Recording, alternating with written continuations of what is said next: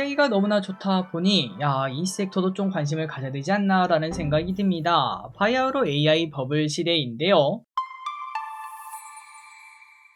네, 안녕하세요. 주식은 역시 기리기리세 기리십니다. 안녕하세요, 기리분들. 자, 장 초반에 증시는 뜨겁다가 장 중반에는 조금은 하락하는 모습을 나타냈습니다. 하이닉스 50만원, 삼성전자 10만원 근처까지 가는 모습을 나타냈으나 하지만 그 가격이 조금 부담스러웠던 걸까요? 자, 오늘의 경제 공부 말해보도록 하겠습니다. 같이 공부하시죠. 렛츠 기릿. 첫 번째입니다. 이제 셧다운 또 해소 전망이군요.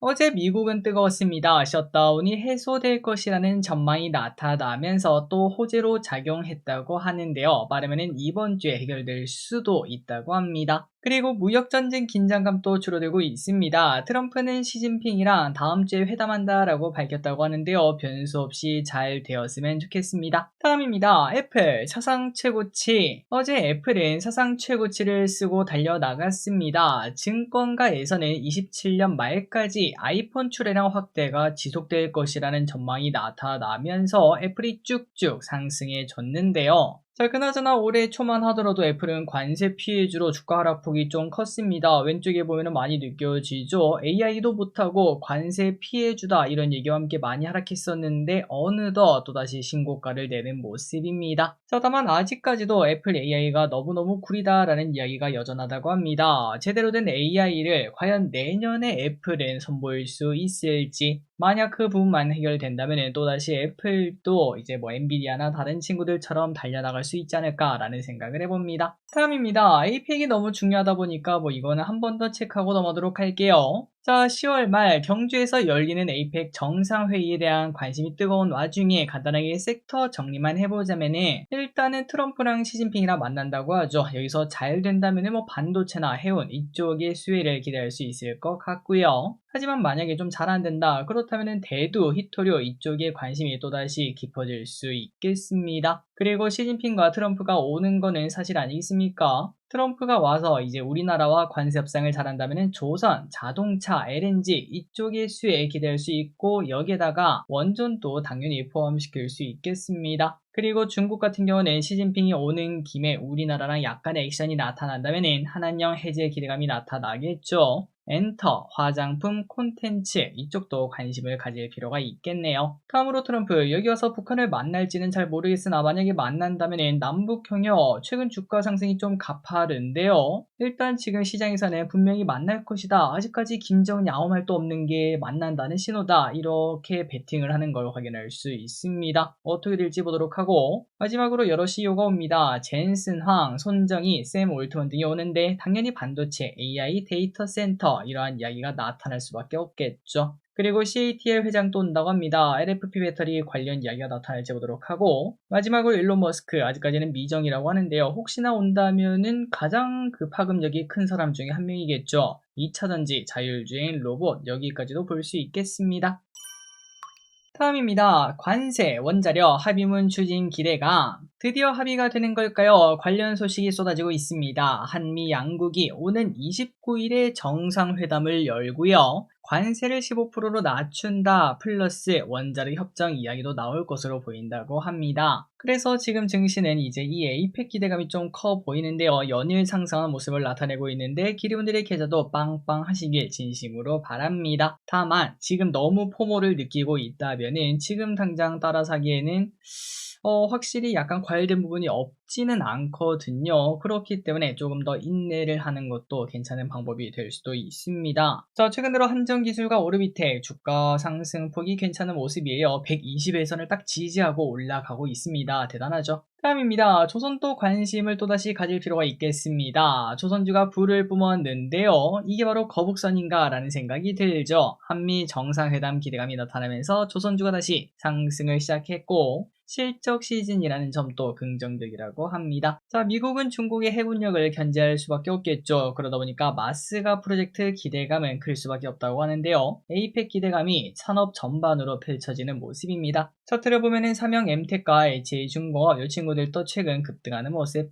다음입니다. 하이닉스 목표가 64만원이요. 야, 진짜 대박입니다. 오늘 이런 소식 때문에 하이닉스 50만원 찍고 지금은 좀 내려와 있는 모습이죠. 이렇게 시가총액이 큰 기업이 이렇게 크게 오를 줄은 아마도 2년 전에 아무도 몰랐을 것 같습니다. 불과 3년 전 23년 1월인가요? 그때 7만원인가까지 하락했던 적이 있었는데, 야, 이러다가 10배거 갈 수도 있을 것 같아요. 자, CT는 목표가를 64만원으로 상향 조정을 했습니다. 그 근거는 실적이라고 하는데요. 올해 4분기 실적도 대폭 서프라이즈를 낼 것으로 보이며 내년 영업이익 추정치가 81.5조나 된다고 합니다. 참고로 지금 시가총액이 360조니까 내년 퍼가 야 이거 5도 안 되는 거 아니야 뭐 이런 얘기도 해볼 수 있겠죠. 자, 그렇다면 이렇게 실적이 좋은 이유가 뭐냐? 결국 또 AI입니다. 수요가 크게 확장되면서 예상보다 메모리 가격이 더 강하게 올라갈 수 있다고 해요. 이러다가 내년에 목표가 뭐 100만원 이런 얘기가 나올지 보도록 하겠습니다. 다음입니다. 국내 금가 하루 만에 마이너스 5%. 지난주에 금가 프리미엄 이야기를 하면서 국내 금이 위험하다는 이야기를 봤었죠. 결국 국내금 혼자서 뒷걸음질을 치고 있다고 합니다. 하루 만에 5%나 빠진 적도 있었다고 해요. 김치 프리미엄이 붙는 자산은 대부분은 일물일가 법칙에 따라서 해외 가격에 맞춰 제자리로 돌아간다고 하죠. 결국 금도 그런 법칙을 피하지 못했습니다. 자, 다만 이 와중에 글로벌 주요 IB에서는 금값이 4,800달러, 지금보다 10% 넘게 더 오를 것 이렇게 예상하고 있기 때문에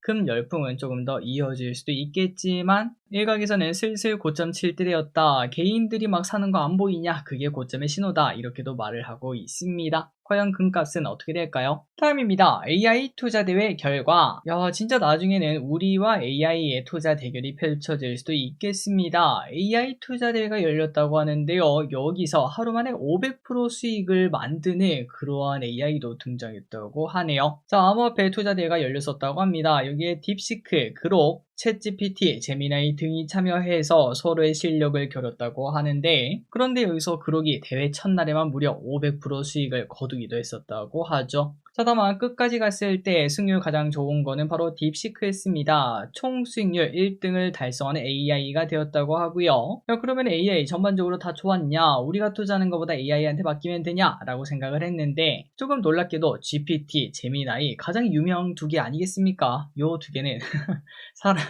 너무 사람이랑 좀 비슷하게 발전이 된 걸까요? 오히려 사람처럼 손실을 냈다고 합니다. 자, 그래서 이런 거 봤을 때 아직까지 AI가 완벽한 건 아닌 것 같은데요. 하지만 나중에는 결국 AI의 성능이 투자판의 그 수익률을 결정하는 그런 모습이 나타날지 볼 필요가 있겠습니다. 그리고 나중에는 AI가 갑자기 전부 다 매도 사인을 내면서 급락하는 그러한 영화 같은 일이 나타날 수도 있겠네요.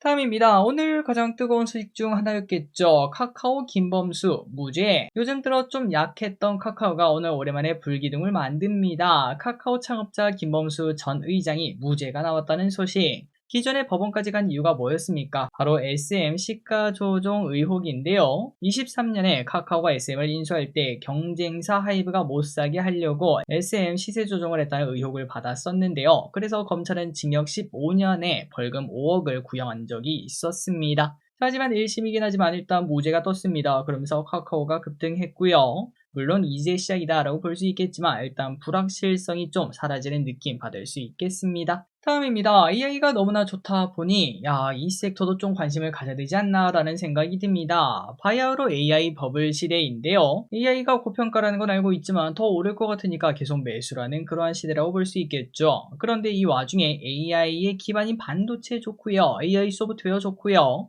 AI로 할 수 있는 로봇까지 불기둥인데 의료 AI도 충분히 한 자리를 차지할 수 있지 않나 라는 생각이 듭니다. 자, 이 와중에 국내 의료 AI 기업들의 흑전이 슬슬 나타난다고 합니다. 일단 왼쪽에 보이는 이 시어스 테크놀로지는 올해 흑자 전환에 성공한다고 하는데요. 흑자 전환에 성공하고 성장률이 어마어마하다 보니까 시어스 테크놀로지 주가 상승이 미친 걸 확인할 수 있죠. 그리고 이 길을 누가 따라가냐? 바로 뷰노가 3분기에 흑자 전환으로 따라갈 수 있다고 합니다. 그렇다면은 뷰노도 이거 이런 식으로 성장하면 이런 식으로 주가가 올라가는 거 아니야? 라는 얘기를 해볼 수 있겠죠. 다만 아직까지 한때 대장이었던 루닛은 아직까지 흑전 각이 보이진 않는다고 하는데요. 하지만 섹터가 가면은 같이 갈 수도 있겠죠. 의료 AI 성장의 폭이 클 것으로 보이기 때문에 기대감은 가져볼 수 있겠습니다. 자, 시어스 테크놀로지 주봉을 보면 이렇게 올라가는 모습. 다만 뷰노와 루닛은 아직까지는 바닥권인 걸 확인할 수 있습니다. 루닛보다는 그래도 뷰노가 조금은 고개를 든 모습이죠. 흑자 전환 이후에는 주가가 어떻게 흘러갈지, 루닛도 빠르게 흑자 전환을 할 수 있을지 보도록 하겠습니다. 다음입니다. 당첨되면 좋은 거 아닙니까? 자, SK텔레콤을 사용하시는 분들만 확인하시면 될 것 같습니다. 아니신 분들은 딱 30초 뒤로만 넘기시면 될 것 같은데요. 자, SK 고객분들이라면 확인해 보시면 좋을 것 같습니다. 혹시나 SKT가 아니더라도 내 부모님이 혹은 내 친구가 SKT를 쓴다면 알려주면 좋겠죠. 자, SK텔레콤에서 전국 10곳의 프리미엄 호텔 뷔페를 제공하는 이벤트를 연다고 합니다.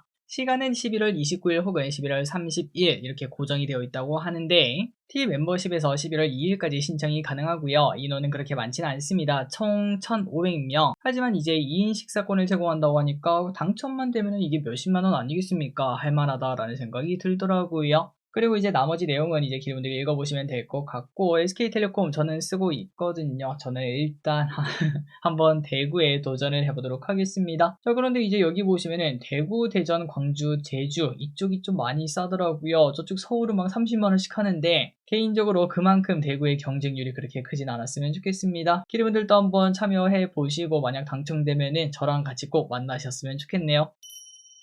자, 마지막입니다. 2차전지 공부해야겠지. 자, 2차전지 공부 시간이 왔습니다. 어제는 3대 공정 중 첫 번째인 전극 공정을 봤었는데요. 정말 심플하게 가루 모아가지고 반죽하고 알루미늄 박, 구리박에 바르고 난 다음에 그거를 이제 롤러에다가 꾹 눌러서 밀도 높이고 잘라서 쓰는 거, 여기까지가 전극 공정이었죠. 자, 다음으로는 이제 그렇게 만들었으니까 뭐 해야 되죠? 조립해야죠, 조립해야죠. 자, 이 조립을 어떻게 하는지 오늘 또 심플하게 겉핥기로만 한번 보도록 하겠습니다. 그리고 여러분들이 보시고 도움이 만약 되셨다 그러면 구독, 좋아요, 또 뭐 인스타 팔로우도 눌러주시면 진심으로 감사합니다. 자, 조립 공정 어떻게 되는가? 샌드위치 그리고 롤 이 둘 중에 하나를 만드는 거다라고 생각하시면 될 것 같습니다. 조립 공정은 배터리 형태마다 조금 다르게 들어가는데 그 중에 하나가 샌드위치, 이거를 스태킹이라고 말을 하고요. 그리고 롤로 만드는 게 와인딩이라고 생각하시면 될 것 같습니다. 그래서 와인딩만 먼저 보자면 와인딩이 무엇이냐? 바로 롤, 그 휴지 롤 있죠? 그걸 만든다고 생각하시면 될 것 같습니다. 양극재 분리막,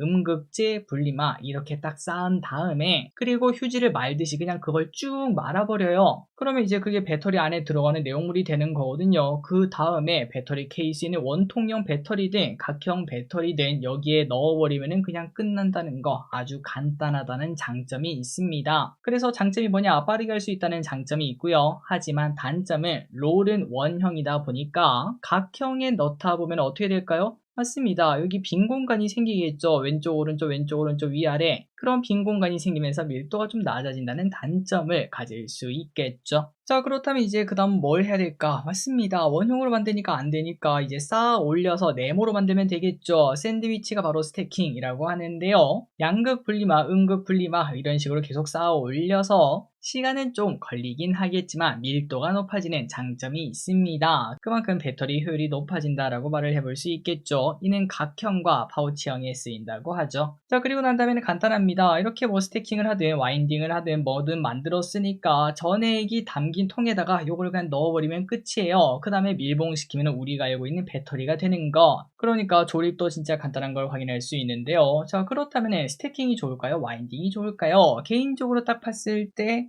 스태킹이 조금 더 고급 아닙니까? 맞습니다. 기술 난이도 좀 더 높다고 해요. 다만 아직까지도 테슬라는 여전히 원통형을 고집한다고 합니다. 그 이유가 뭘까라고 생각을 했을 때 테슬라 차량 타보신 기름분들 계시나요? 그거를 한번 타보면은 처음 드는 생각은 딱 그겁니다. 야, 뭐 아무것도 없네 라는 생각이 들어요. 머스크는 진짜 효율성에 미친 사람인데요. 그러다 보니까 생산 속도가 빠른 와인딩 기술인 그 말인즉슨 생산 단가가 낮다 아니겠습니까? 그렇기 때문에 극도의 효율을 중시하는 머스크는 원통형을 고집하고 있다고 합니다. 그리고 중국도 뭐 비슷하지 않겠습니까? 일단 팔고 시작하자라고 말을 하기 때문에 효율을 중요시하기 위해서 그냥 와인딩 해버린 다음에 각형에다 집어넣어서 팔기 시작했습니다. 그만큼 가격 경쟁이 생겼다 보니까 최근 들어 중국 배터리가 조금 더 크게 성장을 했다라고 말을 해볼 수 있겠죠. 다만 우리나라 배터리는 무조건 고성능을 위해서 스태킹 와인딩을 사용을 하고 있다는 거. 일단 지금 봤을 때는 효율이 중요하기 때문에 와인딩이 중요하겠지만 이제 가면 갈수록 전기차를 전부 다 타는 시대가 오게 되면은 고성능 배터리도 충분히 필요하지 않겠습니까? 그때는 스태킹이 더 유리해지는, 우리나라 배터리 업계가 더 유리해지는 그런 상황도 나타날 수도 있겠습니다. 자, 여기까지 와인딩과 스태킹 이해 가셨죠? 와인딩은 돌돌돌 많은 거, 화장실 두루마리 휴지 생각날 때마다 이거 배터리 와인딩 이렇게 생각하시면 되고요. 그리고 샌드위치 볼 때마다 이거 배터리 스태킹 이렇게 생각하시면 될 것 같습니다. 자, 2차전지 이제 왼쪽은 일봉이고 오른쪽은 주봉입니다. 여기 보시면은 최근 2주간 계속 올라오고 있습니다. 이때 공부해야겠죠. 공부한 만큼 돈이 돼서 돌아오는 이러한 시장에서 2차전지 공부 내년을 위해서 계속 공부하시면 좋을 것 같습니다. 자, 오늘의 공부 여기까지 끝났습니다. 항상 이렇게 같이 오셔서 진심으로 감사합니다. 지금까지 길이셨습니다. 빠이요.